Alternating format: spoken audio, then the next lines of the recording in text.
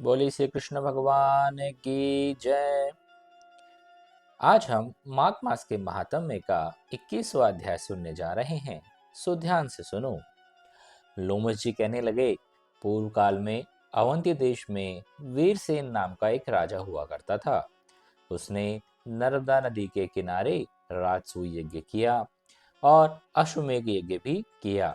उस अश्वमेध यज्ञ में उसने सोने के खंभे बनवाए थे, ब्राह्मणों को बहुत सा अन्न दान किया, बहुत सी गायें दान की, सुंदर वस्त्र और सोने के आभूषण भी दान में दिए थे। वह देवताओं का भक्त और दान करने वाला अत्यंत दयालु राजा था।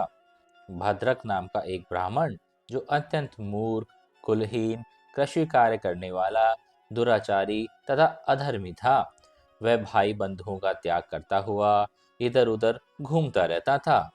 देवयात्रियों के साथ एक बार वह प्रयाग में आया। माघ में उसने उन देवयात्रियों के साथ 3 दिन तक स्नान किया और 3 दिन में ही अपने जो पाप उसने किए थे उनसे वह निष्पाप हो गया और फिर वह अपने घर चला गया। वह ब्राह्मण और राजा दोनों एक ही दिन मृत्यु को प्राप्त हुए। मैंने दोनों को बराबर इंद्रलोक में देखा है। तेज, रूप, बल, वस्त्र, आभूषण दोनों में सभी समान थे। ऐसा देखकर उन्होंने महात्म्य को अब क्या कहा जाए। राजसूय यज्ञ करने वाले राजा ने स्वर्ग का सुख भोग कर फिर वापस से जन्म लिया, परंतु प्रयाग संगम में स्नान करने वाले उस ब्राह्मण ने जन्म मरण से रहित होकर वापस वैकुंठ को प्राप्त हुआ।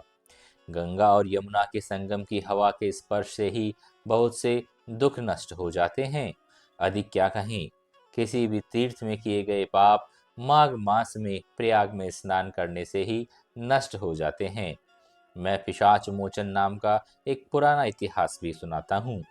इस इतिहास को यह कन्याएं और तुम्हारा पुत्र भी सने, इससे उनको स्मृतियां प्राप्त होगी। पुराने समय में देवद्युति नाम का एक बड़ा गंभीर और वेदों का पारंगत वैष्णव ब्राह्मण हुआ करता था। उसने पिशाच को निर्मुक्त किया था। इतने में ही वेदनिधि कहने लगे कि वह कहाँ का रहने वाला, किसका पुत्र, किस पिशाच का उसने निर्मुक्त किया था, यह आप विस्तार पूर्वक सब कथा सुनाइए। लोमश ऋषि ने कहा, कल्पज्ञ से निकली हुई सुंदर सरस्वती के किनारे पर उसका स्थान था। जंगल के बीच में पुण्य जल वाली सरस्वती बहती थी। वन में अनेक प्रकार के पशु विचरण किया करते थे। उस ब्राह्मण के श्राप के भय से पवन भी बहुत सुंदर चला करती थी। वन चैत्र रथ के समान था।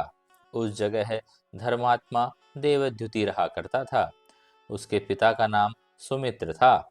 वह लक्ष्मी के वरदान से उत्पन्न हुआ था। वह सदैव आत्मा को स्थिर रखता, गर्मी में अपने नेत्र सूर्य की तरफ रखता, वर्षा में खुली जगह पर तपस्या करता, हेमंत ऋतु में सारस्वत सरोवर में बैठता और त्रिकाल संध्या करता। जितेंद्रिय और सत्यवादी भी हुआ करता था। वह अपने आप गिरे हुए फल और पत्तियों को का ही केवल भोजन किया करता था। उसका शरीर सूख करके हड्डियां मात्र जैसा ही रह गया था।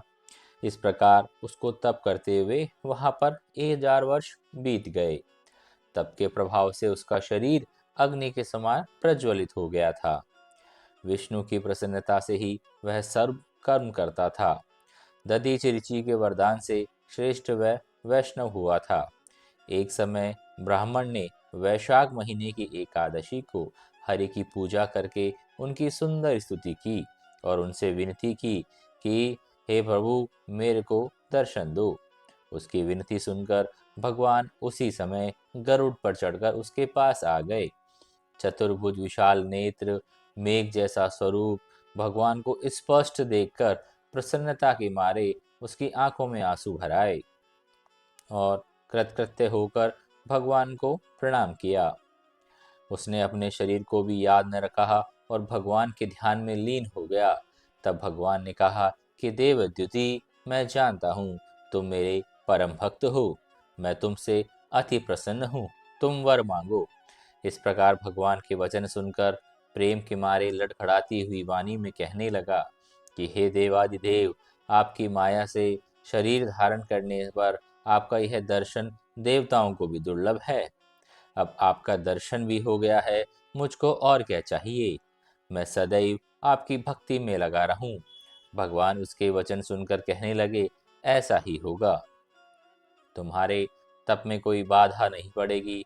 जो मनुष्य तुम्हारे गए स्त्रोत को पढ़ेगा, उसकी मुझ में अचल भक्ति होगी। उसके धर्म कार्य सांगोपांग होंगे और उसकी ज्ञान में परम निष्ठा होगी। यह अध्याय समाप्त हुआ। बोलिए श्री कृष्ण भगवान की जय। राधा रमण की जय।